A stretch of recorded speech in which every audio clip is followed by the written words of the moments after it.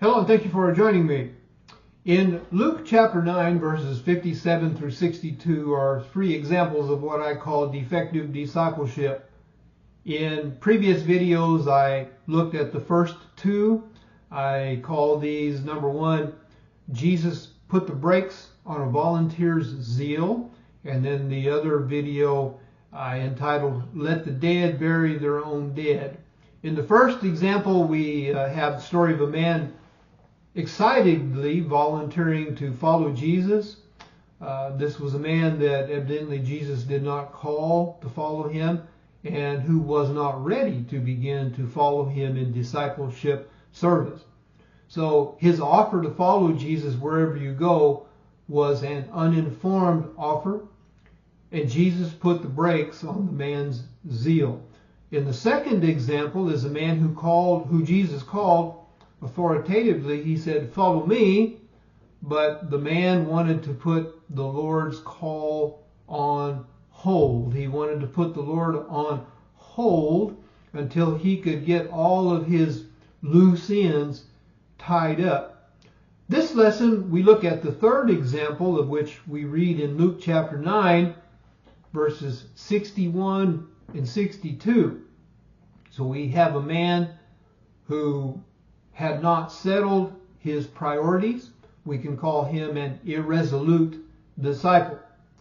So here's Luke chapter 9, verse 61, verse 62. And another also said, Lord, I will follow you, but let me first go and bid them farewell who are at my house.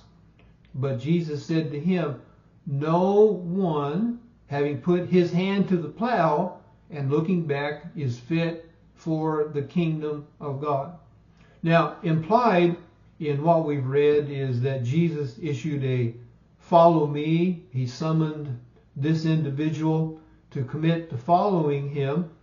This individual expressed his intention to obey the summons, but like the previous example, he also asked to put the Lord on hold, as we read, but let me go first, by way of priority. Now, his request seems reasonable enough, although when we factor in some cultural elements, he probably had in mind the Eastern practice of long goodbyes. So these people, they didn't ordinarily, or often they didn't say, well, goodbye, see you later. Their goodbyes were long, drawn out affairs. Now, you say, but man, isn't this what this guy requested? Let me first go home and say goodbye to those at home. Isn't this what Elisha requested of Elijah? Well, it was, but obviously the Lord knew something about this one individual that was different than what Elisha had in mind. This individual's heart was not into following the Lord. His priorities were not settled. Now, briefly, if we go back and we look at Elisha's example, this is back in 1 Kings chapter 19 and verses 19 and 20. Elisha differed from this man in Luke in that his priorities were settled.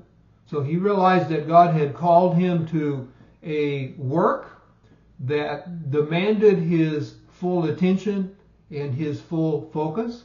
Elisha celebrated his call to higher service with a going away feast, and significantly, he killed his own oxen. He slaughtered them for their meat. He took his farm implements. He worked on his dad's farm, and he took his own farm implements, the wooden portions, the plow and the yoke and things like that, and he used those. He broke them up and used them to cook up the ox meat, which he used to put on a big feed in this celebration feast. Now, he made a big statement by doing this. Elisha said, God has changed my occupation. I am committed to the work to which God has called me, and I'm not coming back. So it's kind of like what Jesus said to Simon Peter when he changed the fisherman's occupation. He said to Peter, from now on. Of course, that goes along to me with the call to the Lord's call of a man into the to do the work of the ministry of His Word. That is a from now on point in time. Now the Lord said, no one having put his hand to the plow and looking back is fit for the kingdom of God. Now obviously the kingdom of God is not salvation. No one is fit or worthy for that. The kingdom of God here, we're talking about service. We're talking about Christian service. The Lord used an agricultural metaphor to illustrate this individual's unfitness for discipleship service. So to put one's hand to the plow is to start the course of discipleship or kingdom service. It is to go to work. And so an equivalent for us would be a farm worker jumping on a tractor and setting out to cultivate a row crops, a field of crops. The operator has to be focused on what he's doing, because if he's not, he's liable to make a mess, liable to tear things up and just make a mess in the field.